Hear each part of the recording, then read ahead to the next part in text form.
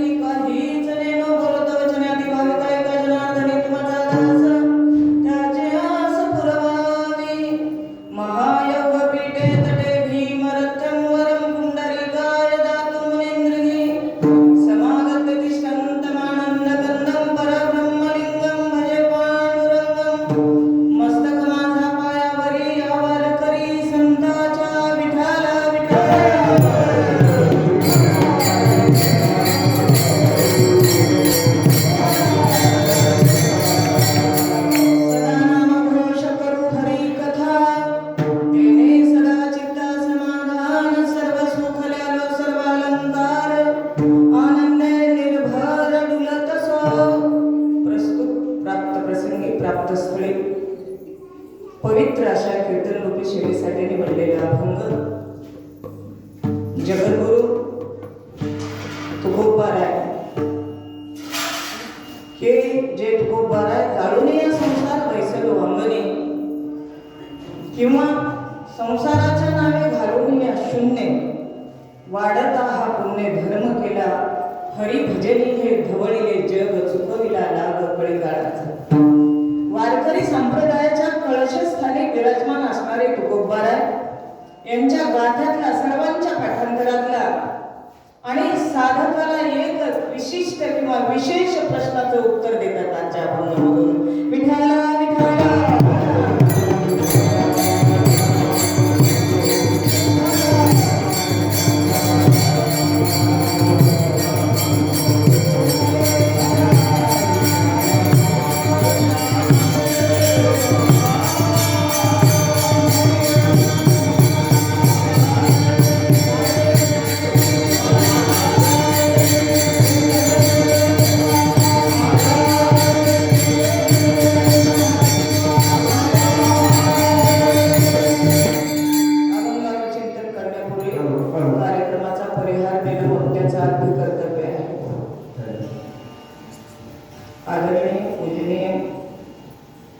श्री मोतीराम नामदेव गायकवाड,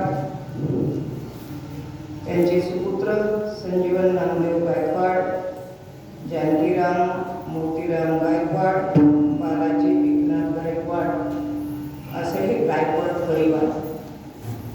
या गायकवाड परिवाराकडून ज्ञानदान आणि अन्नदान हा फार उत्तम योग आहे. या गायकवाड पर्वकाळ आहे आज त्यांच्यासाठी, कारण ज्ञानदाना इतकं आणि अन्नदाना इतकं श्रेष्ठ दान कुठंच नाही. तसं मला आवर्जून कुठेही कीर्तनाला गेलं तर सांगावं वाटतं की दाबी ही अशी पुण्यभूमी आहे की संत भारतीबा महाराजांच्या पादस्पर्शानं पवित्र झालेलं हे तीर्थक्षेत्र आहे. आणि या तीर्थक्षेत्राच्या ठिकाणी युवा कीर्तनकाराची खाण, गायकांची खाण, मृदंगवादकांची खाण हम किसी से कम नहीं असं म्हणायला आमच्या डाबी गावाचं वैभव कुठेही सांगावं, कौतुक करावं तेवढं कमी आहे. कारण कुठेही जर कार्यक्रमाला आपण गेलो कीर्तनाला तर हे वैभव सोबत घेऊन जावं लागतं ना. टाळ, मृदंग, विणा, गायक, वादक सर्वच वैभव आपल्याला घेऊन जावं लागतं. पण हे इथला असं वैभव आहे की आपल्याला कुठलीच कमतरता नाही आहे या गावामध्ये. आणि कमतरता नसल्यामुळं आठवड्यातून कमीत कमी 3 ते 4 नगर भोजन, 3 ते 4 वेळेला अन्नदान, जवळजवळ कधी कधी तर एकही दिवस रिकामा नसतो, योगा अन्नदान आहे. आणि ज्ञानदानही त्याच्या बरोबर आहे. आमच्या गावातील युवा कीर्तनकार हरिभक्तपरायण बाबा महाराज मुंडे यांच्या माध्यमातून आज ही मला सेवा मिळाली. खरं म्हणजे बाबा महाराजांना दुसरीकडे कार्यक्रम असल्यामुळे काही तुम्ही करता का? नसता पालखी नेणं, अन्न आणि कीर्तन करणं हे बाबा महाराज आद्य कर्तव्य समजून हा आपली जी धुरा घेतलेली आहे खांद्यावर ती पूर्ण करतात. आणि खरं म्हणलं तर डाबी गावाला पंढरपूरला जायचीही गरज नाही हो. पालखी सोहळ्याबरोबर वर भारतीबांच्या समाधीकडे दर्शन घेणं आणि तिथून परत येऊन माझ्या पांडुरंगाचं दर्शन घेणं ही एक वारी आहे डाबी गावाच्या ग्रामस्थांची. पण आमचं कसं आहे, तुझं आहे तुझं पाशी परी तू जागा चुकला असे. आता एवढे गावात 1000-2000 तरी नागरिक असतील, पण त्यांना तरी कुठं नाव ठेवून उपयोग? रोजच अन्नदान आहे, रोजच अन्नदान आहे. रोजच जर मंदिरात येऊन श्रवण करायला बसले आणि रोजच इथं जेवण करायला बसले तर शेतातली कामं कुणी करायची? आता पेरणी लवकर लागली ती खेती बाजूला. म्हणून श्रोत्यांची जरी संख्या कमी असली तरी गर्दी नसली तरी गर्दभरी श्रोते आहेत हा मला आनंद आहे. विठाला विठाला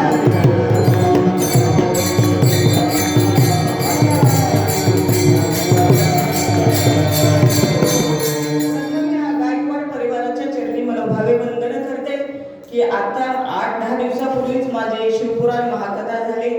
त्याच्या आधी 1.5-2 महिन्यापूर्वी श्रीमद भागवत कथा झाली.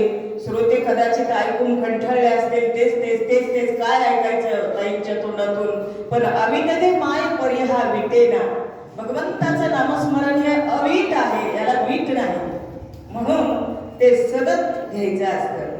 या चिंतनापूर्वी उपस्थित असणारे हरिभक्तपरायण उत्कृष्ट असे मृदंगवादक आमचे मनोहर महाराज यांच्या चरणी मनोभावे वंदन. तसेच आमच्या गावातील ज्येष्ठ भजना आनंदी गायक आमच्या अण्णा यांच्या चरणी मनोभावे वंदन. नंतर आदरणीय संतराम महाराज यांच्या चरणी मनोभावे वंदन. आदरणीय मंत्री महाराज, युवा कीर्तनकार आमचे राम महाराज यांच्या चरणी मनोभावे वंदन. तसरे आमच्या गावातले चालते बोलते चालते बोलते संत या संतांच्या चरणी मनोभावे वंदन. नंतर वामनांनांच्या चरणीही मनोभावे वंदन. आदरणीय आमचे माऊली दादा यांच्या चरणी, इकडे उपस्थित असणारे बाल गायक आणि बाल ताळकरी दोघांच्या चरणी मनोभावे वंदन. बाळासाहेब मुंडे आदरणीय यांच्या चरणी मनोभावे वंदन.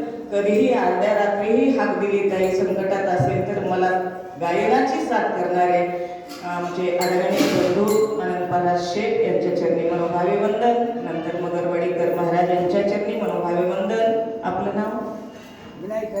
विनायक महाराज यांच्या चरणी मनोभावे वंदन. नंतर आमचे दादा आवर्जून उपस्थित आहेत यांच्या चरणी. आणि आमच्या गावचं दुसरं अजून एक वैभव तपमूर्ती आहेत आमचे नवनाथ आबा गवळी यांच्याही चरणी मनोभावे वंदन. उपस्थित असणाऱ्या सर्वजण माता माऊल्या आणि सर्व श्रोते पुरुष मंडळी आणि माझे पती परमेश्वर यांच्या चरणी मनोभावे वंदन करून मी माझ्या चिंतनाकडे वळते. विठ्ठला विठ्ठला.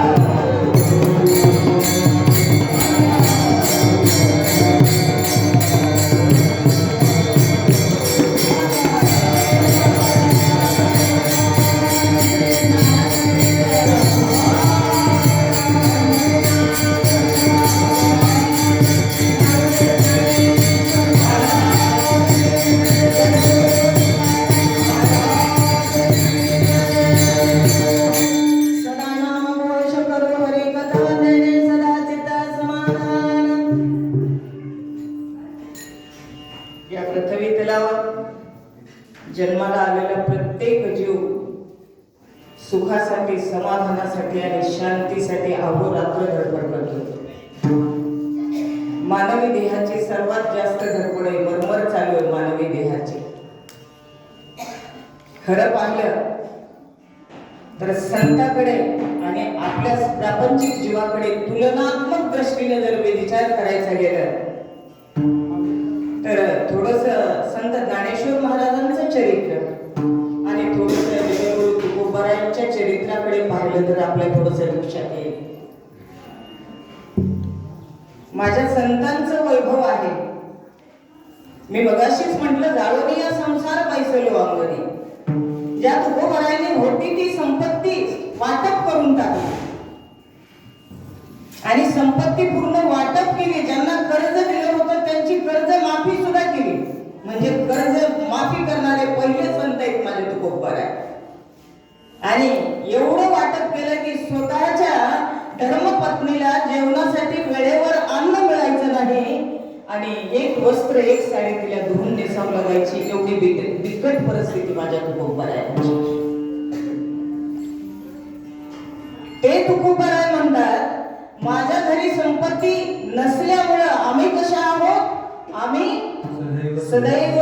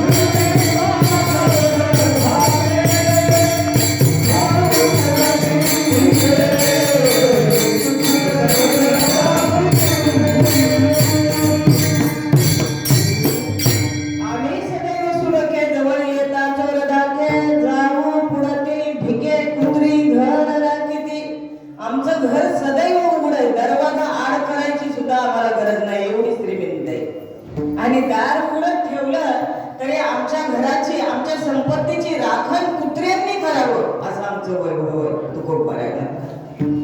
ज्ञानेश्वर महाराजांकडे जर पाहिलं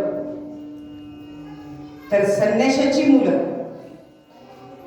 ज्यांना समाजाबाहेर टाकलं, वाळीत टाकलं, माझ्या ज्ञानराज माऊली, सोपान काका, मुक्ताबाई आणि निवृत्तीदारांना ज्या वेळेला समाजाबाहेर टाकलं त्यावेळेला जर समाजाच्या प्रवाहामध्ये माझ्या या मुलांना घ्यावं म्हणून मायबापाला इंद्रायणीमध्ये देहांत प्रायश्चित्त घ्यावं लागलं. आई वडिलांनी देहांत प्रायश्चित्त घेतल्यानंतर तरी समाज प्रवाहामध्ये माझ्या या बालकांना घेतील तरी पण या समाजावर काहीच फरक पडला नाही. माझ्या ज्ञानराजांनी मुक्ताई सोपन काका आणि दादांच्या पोटाची खळगी भरण्यासाठी भिक्षुकीसाठी आळंदीमध्ये जावं आणि आळंदीमध्ये गेल्यानंतर ज्ञानराजाला पाहिलं की ज्ञानराजा हे संन्याशाची मुलं दिसली की आमच्या कामामध्ये अपयश येईल, अपशकुनी मुलं दिसली म्हणून फटाफट महिलांनी आणि पुरुषांनी आळंदीतल्या घराचे दरवाजे बंद करायचे हो. ज्ञानराजाने तसंच रिकामी जोडी टिकून वापर करायचं. मुक्ताईनं म्हणायचं दादा दादा काही आणलंस का तू झोळीमध्ये, आज मिळेल का पोटाला चक्कर भाकर? ज्ञानदादांनी सांगा अगं मुक्ते काय सांगू ग, मला पाहिल्याबरोबर फटाफट महिला दरवाजे बंद करतात, मी कुणाला भिक्षा मागू, कुणाकडून आणू तुझ्या दादाची आणि सोपन देवाची खळगी भरण्यासाठी या पोटाची काय करू मुक्ते? तसंच रिकाम्या झोळीने आल्यानंतर या चारी भावंडांनी तांब्याभर पाणी गटागटा प्यायचं आणि आपला जठर अग्नी शांत करायचा आणि चंद्रमुळी झोपडीमधून चंद्राकडे पाहत पाहत भगवंताचं नामस्मरण करीत शांत झोपी जायचं. दुसऱ्या दिवशी परत माझ्या ज्ञानराजांनी या झोळीमध्ये कुणी चिमूटभर पीठ वाढेल का या अपेक्षेने जायचं. यदा कदाचित एखाद्या सद्ग्रस्त सद्माऊलीने करती झोळीमध्ये 2 वंधळे जर पीठ टाकलं आणि ते पीठ टाकलेली झोळी जर पाहिली तर खेचरांनी यायचं आणि त्या खेचरांनी ती झोळी आपल्या हाताने टाकन फाडायची आणि ते पीठ मातीमध्ये मिसळून टाकायचं, पाण्यात मिसळून टाकायचं. असं का? कारण तुम्ही संन्याशाची मुलं आहात, तुम्हाला भिक्षा मागायचा इथं अधिकार नाही. या ज्ञानराजांचं वैभव सुद्धा तसंच आहे. जे मी आता सांगितलं तुकोबरायांचं त्याच्यापेक्षा बिकट परिस्थिती माझ्या ज्ञानराजांची.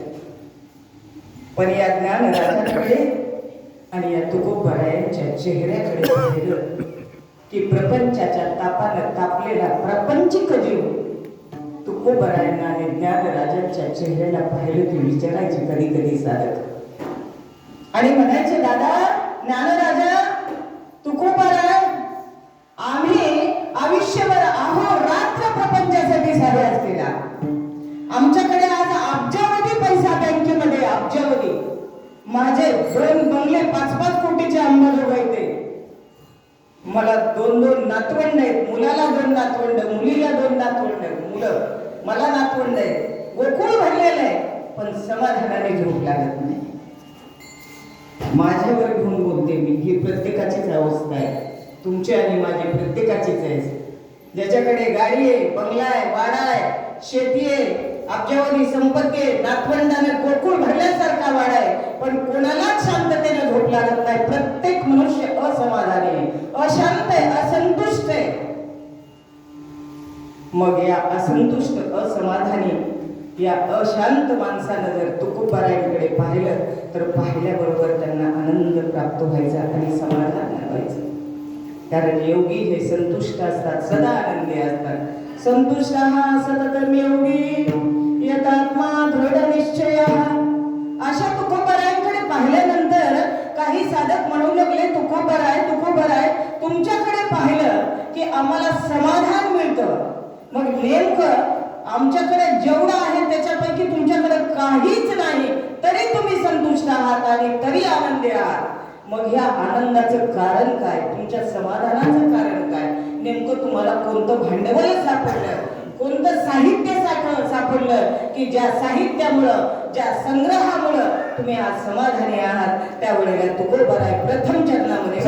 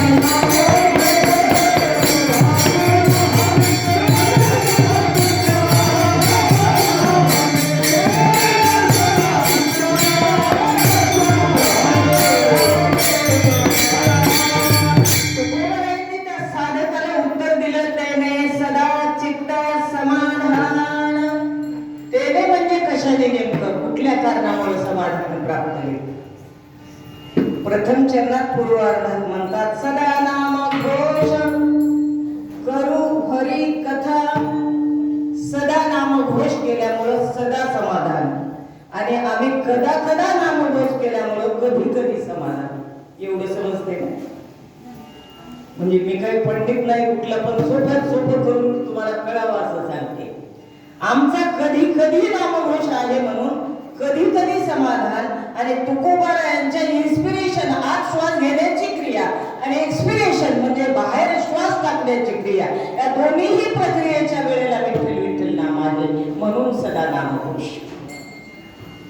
माझा सदा नामघोष असल्यामुळे सदा समाधान आहे.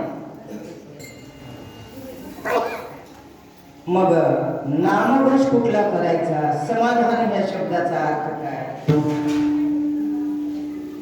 नाम कुठलंही घ्या पण भावयुक्त अंतःकरणाने घ्या. खरं तर रामकृष्ण हरी हा मंत्र शिवाचा, म्हणती जे वाचा तया मोक्ष.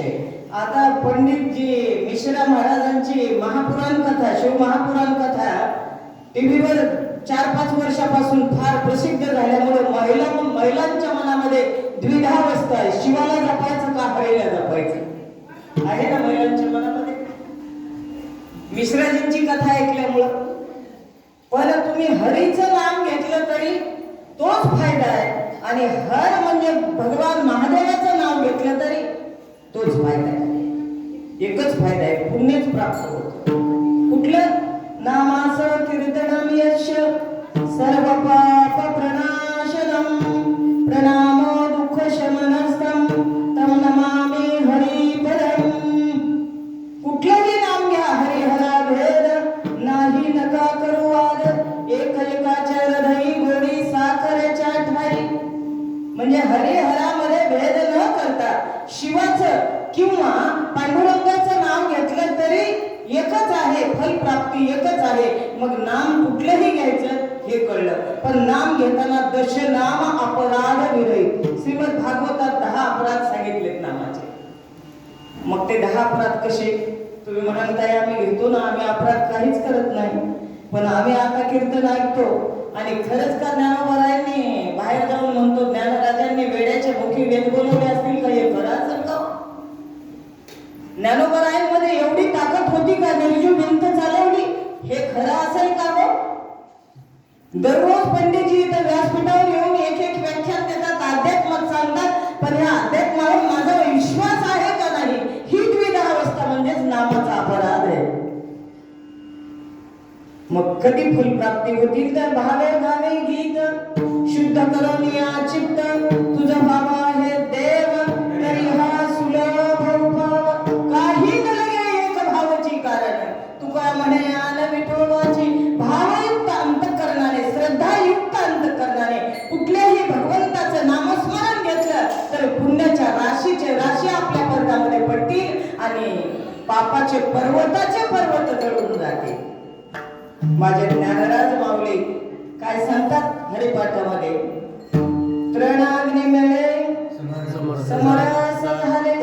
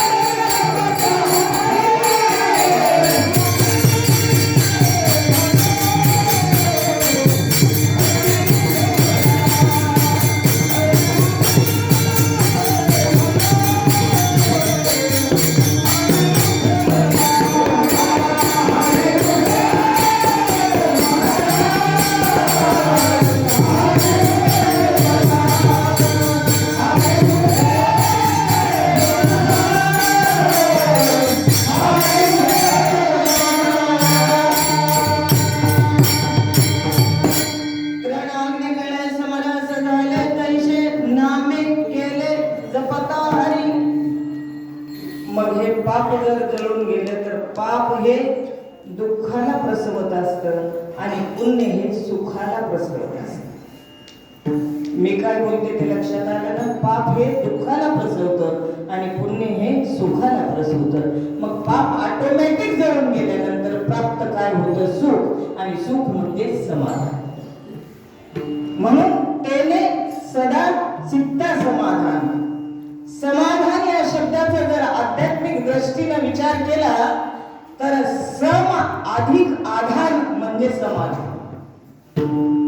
तसं या शास्त्रामध्ये जगतामध्ये दोनच तत्व आहेत, एक समतत्व आणि दुसरं विषम तत्व. समतत्व हे ब्रह्म आहे आणि विषम तत्व ही माया आहे. जरा अध्यात्म कळणार नाही, पण अध्यात्म थोडं तरी कळल्याशिवाय आपल्याला थोडा अभंगाचा अर्थ कळणार नाही, समाधान या शब्दाचा अर्थ कळणार नाही. माया ही विषम तत्व आहे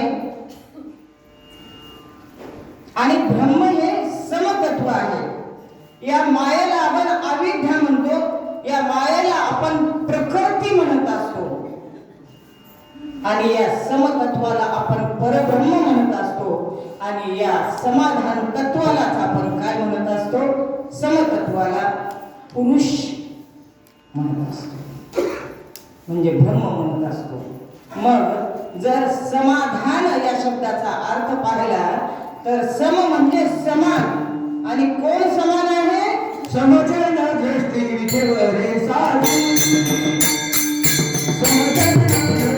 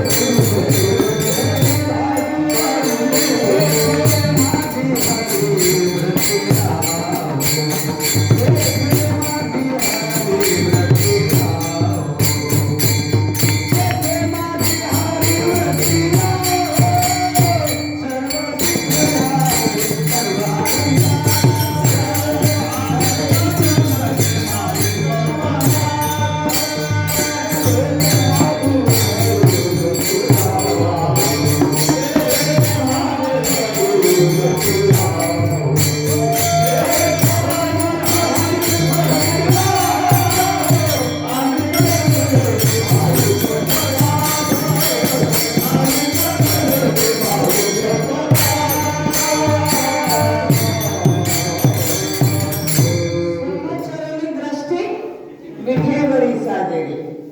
तेथे माझे हरी दृष्टी राहो. अनेक नलगे माईक पदार्थ.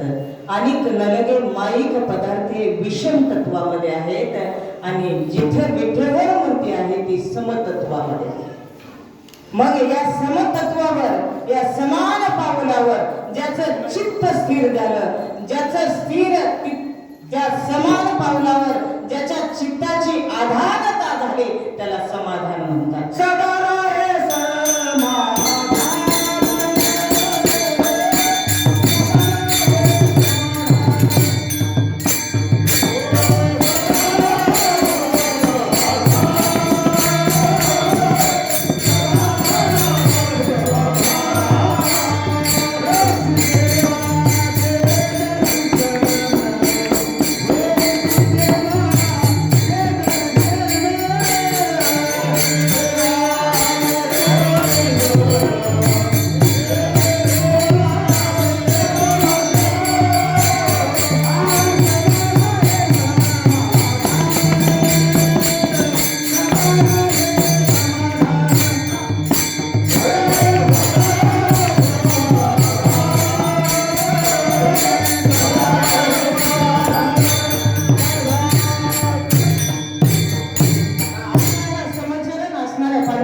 दर्शन झालं की सदा समाधान आम्हाला प्राप्त होतं.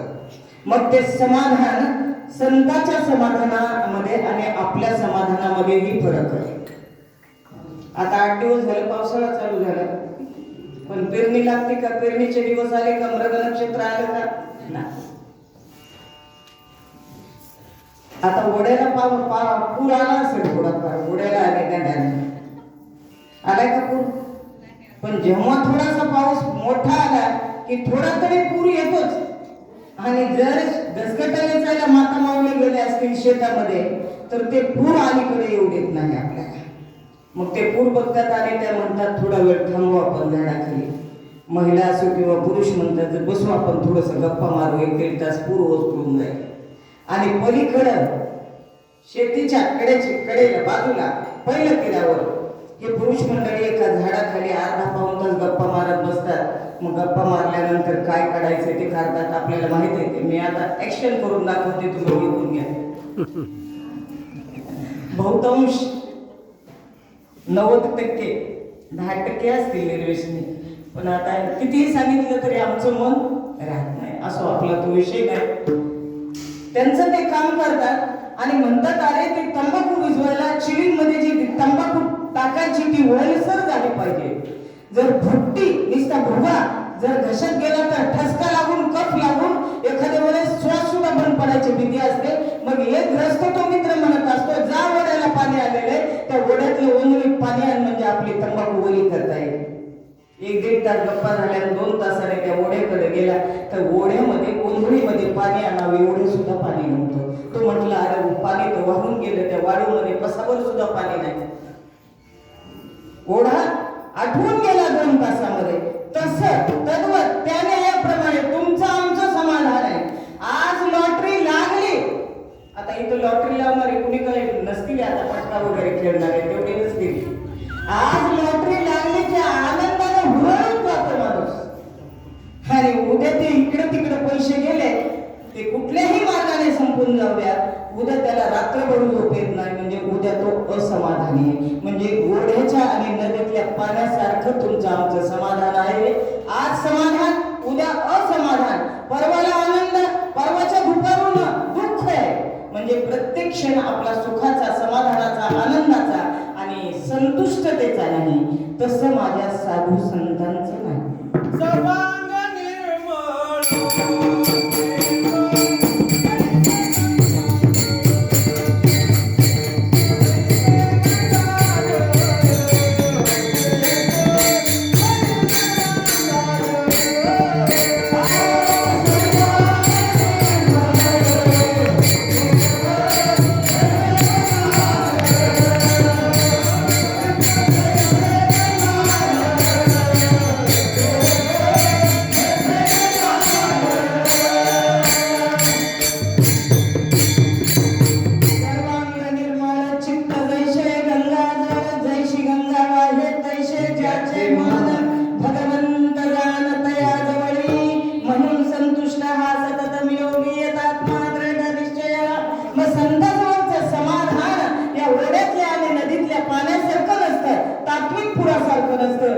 समुद्रातल्या पाण्यासारखं असतं. माझे ज्ञानोबाराय सांगतात ज्ञानेश्वरीमध्ये, वार्षिय वीण सागरू जैसा जळे नित्य निर्भरू तैसा निरूपचारी संतोषी जो.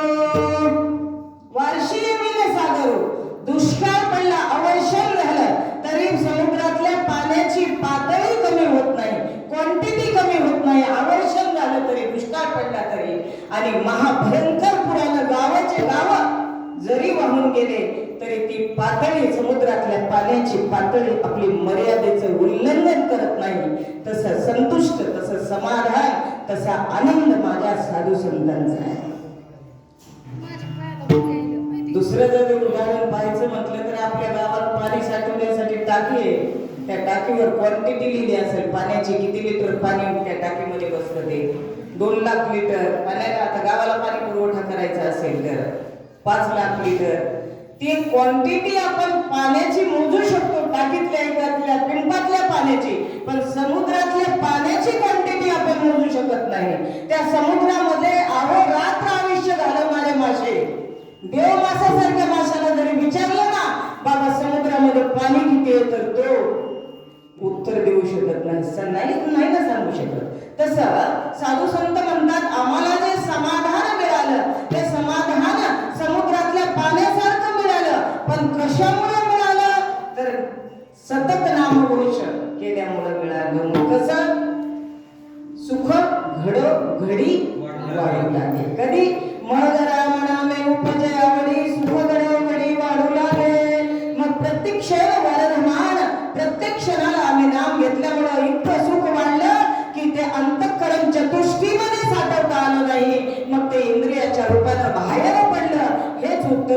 चरणामध्ये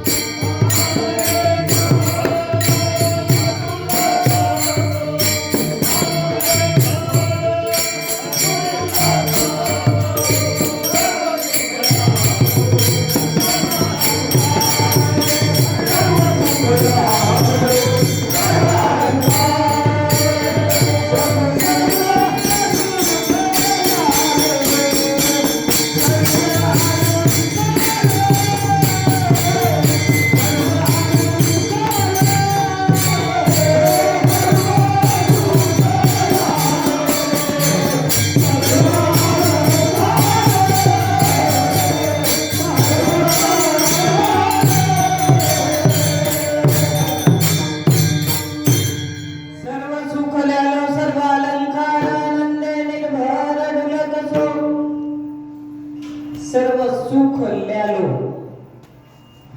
सर्व अलंकार. आता काही माणसं स्त्रियांना सोन्याचा जास्त मोह असतो. सोनं एकच आहे पण अलंकार वेगवेगळे. कानात घालायचे झुंबर वेगळे, नाकात घालायचे नथनी वेगळे, चांदीचे अलंकार म्हणले तर पायातले पैंजण, सोन्याच्या बांगड्या आमच्या अक्का म्हणतात तशा. म्हणजे 5 ज्ञानेंद्रिय, 5 कर्मेंद्रिय, 11 मन, बुद्धी, चित्त, अहंकार याला अंतःकरण चतुष्टी म्हणत असतात. मग जे इंद्रिय आहे, जे हातामध्ये बांगड्या घालायच्या, जे नाकामध्ये नथ घालायचे, जे कानामध्ये झुंबर घालायचे, आता जिभेला काय अलंकार नाही, त्या जिभेला सुद्धा आम्ही अलंकार चढवला म्हणतात माझे साधू संत. काय अलंकार चढवला? नामामृत रूपी अलंकार चढवला. मग जे अलंकार, सोन्याचे अलंकार चढवल्यानंतर एखाद्या महिलेला समाधान होतं. त्या इंद्रियांना आम्ही अलंकारित कशाने केलं तर नामरूपी साधनानं प्रत्येक इंद्रियाच्या ठिकाणी नामरूपी अलंकार आम्ही बसवला. सर्व सुख ल्यालो सर्व अलंकार म्हणतात. मग ज्या प्रत्येक कानामध्ये अलंकार बसवला नामाचा, नाकामध्ये भक्तीचा सुगंधाचा अलंकार बसवला, डोळ्यामध्ये जे आता सौंदर्य प्रसाधन आहेत, आयब्रो करणं, काजळ लावणं, त्या डोळ्यामध्ये सुद्धा आम्ही अलंकार बसवला. तुझं पाहता सामोरी दृष्टी ना फिरे माघारी, माझे चित्त तुझे पाया मिठी पडली पंढरीला. अरे डोळ्याला अलंकारित करण्यासाठी दुसरी कुठली सौंदर्य प्रसाधनं वापरली नाही. आम्ही डोळ्यामध्ये एकच अलंकार चढवला. जो अलंकार डोळ्यामध्ये घातल्यानंतर दुसरा कुठलाच अलंकार बघायची या डोळ्याला इच्छा राहिली नाही. तो अलंकार भगवंताच्या मूर्ती आम्ही डोळ्यामध्ये प्रस्थापित केली. नाकाला भक्तीच्या सुगंधाची सवय लावली आणि जीवा होती ना, जी जीवा ही जीव आहे, ह्या जिभेला जे वात्रट बोलणं, ते वात्रट बोलणं सोडून दिलं आणि आमच्या जिभेला एकच वळण लागलं. तैसे साचाने मवाळ मितुले आणि रसाळ, शब्द जैसे कल्लोळ, अमृताचे अमृत रूपी चव माझ्या जिभेला कळाली आणि त्या अमृताची चव कळल्यामुळं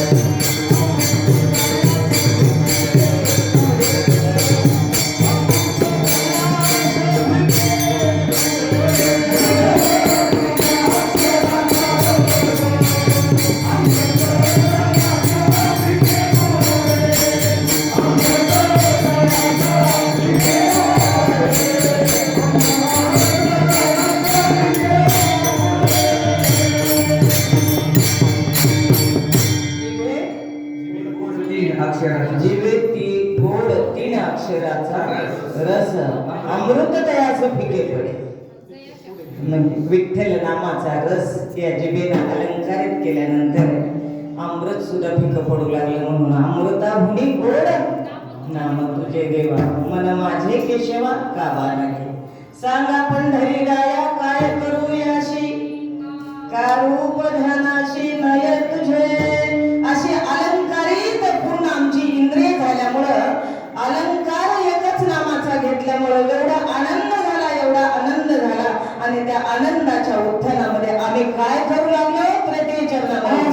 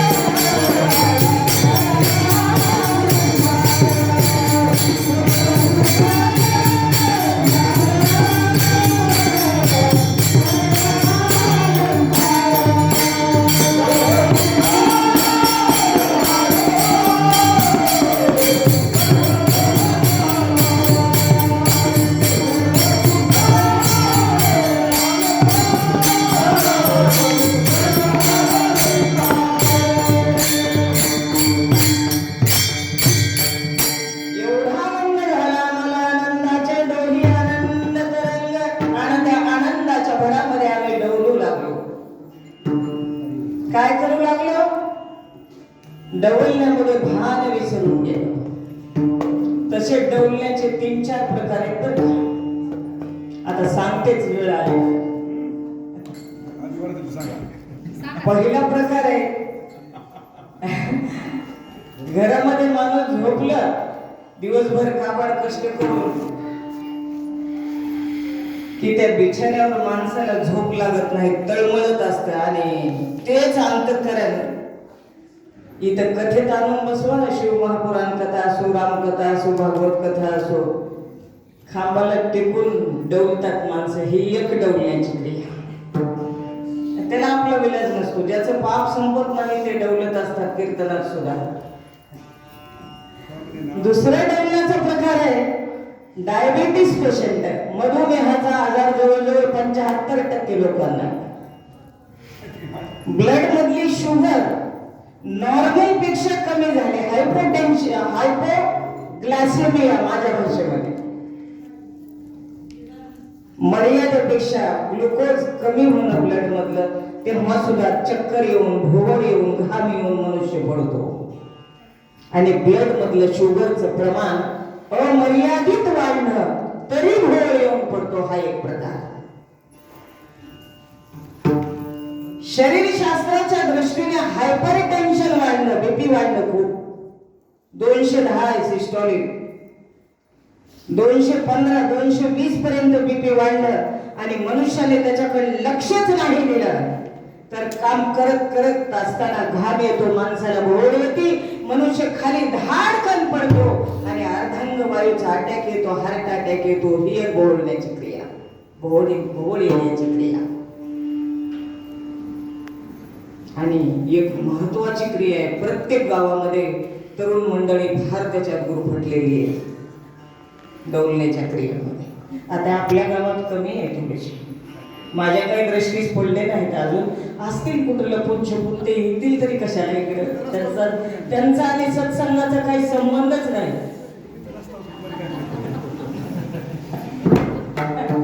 पण काही गावामध्ये अखंड हरिनाम सप्ताह 9 किती 9 अखंड हरिनाम सप्ताह. आणि ते गावाच्या रस्त्यावरून जातानाच डौलत असलेले युवक तरुण मंडळी दिसती जाताना येताना. काही गटारात लोळायलेले दिसतात. आवड डुकराला कळायला कुठं लोळावं, पण आपल्याला कळणार. डुकराला समजते नालीच्या बाजूला लोळायचं का नालीत पडायचं, पण या युवकाला कळत नाही नालीत पडायचं का नालीच्या बाहेर पडायचं. नाल्यामध्ये लोळते. आता काय काय करतात ते काय सांगू शकत नाही मी. ती एक डोलण्याची क्रिया आहे. म्हणजे ती 6 तासाने उतरले की डोलणं संपत. 6 तासाने नशा उतरली, ती नशा केलेल्याची डोलण्याची क्रिया संपते. पण माझे संत म्हणतात आम्ही अशी नशा केली, अशी रामनामाची नशा केली की ती नशा आयुष्यभर उतरली नाही, म्हणून सदा आम्ही डोलू लागलो.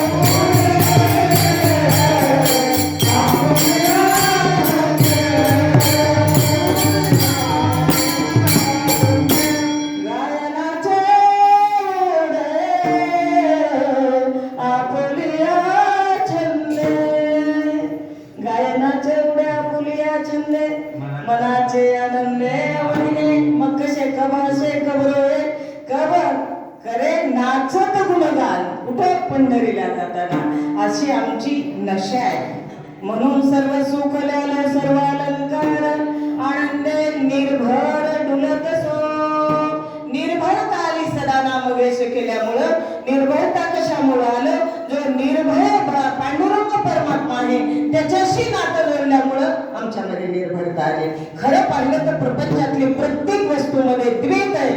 आणि तुझे जवळ घडे तव तव संसार भय जोडे. आणि भय हे दुःखाला कारणीभूत आहे. मग निर्भय परमात्म्याशी आम्ही नातं जोडलं. कसं नातं जोडलं, सदा नामघोष केला.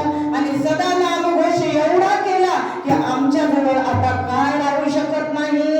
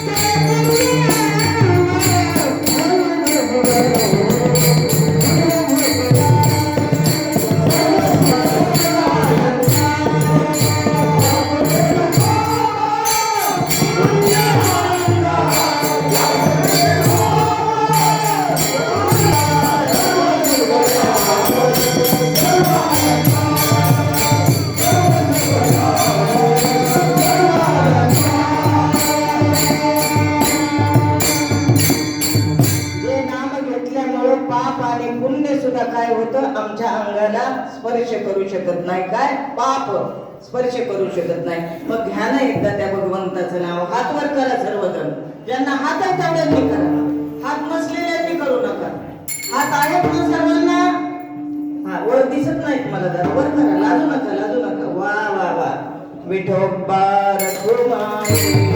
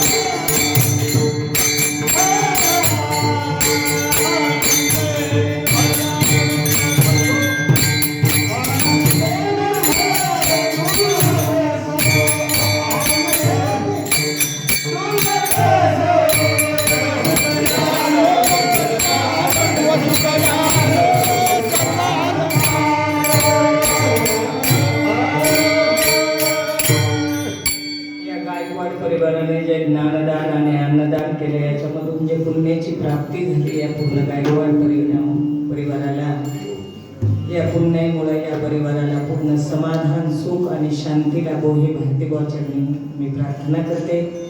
खरं म्हणजे ताई, मी या गावची सून आहे आणि या पूर्ण नागरिकांची सेवा करणं सुनेचं आद्य कर्तव्य आहे. आपण माझा साडी देऊन सत्कार केला, मी तो स्वीकारला, पण असं काही करत जाऊ नका. मी ऋणातून उतराई होण्याचा प्रयत्न करत असते, तर असं काही करून मला लाजवू नका. इथून पुढे कधी कार्यक्रम घेतला तर फक्त मला तुमच्या ऋणातून उतराई होण्याचा प्रयत्न असू द्या. या कीर्तनासाठी वेळात वेळ काढून नंतर आमचे मंगेश महाराज उपस्थित झाले, तसेच आमचे अक्का या ठिकाणी उपस्थित झाल्या, नंतर आमचे आप्पा आणि दादाही उपस्थित झाले. नंतर वेळात वेळ काढून झालेली सेवा अखेर खोटी ब्रह्मांडाने पांडू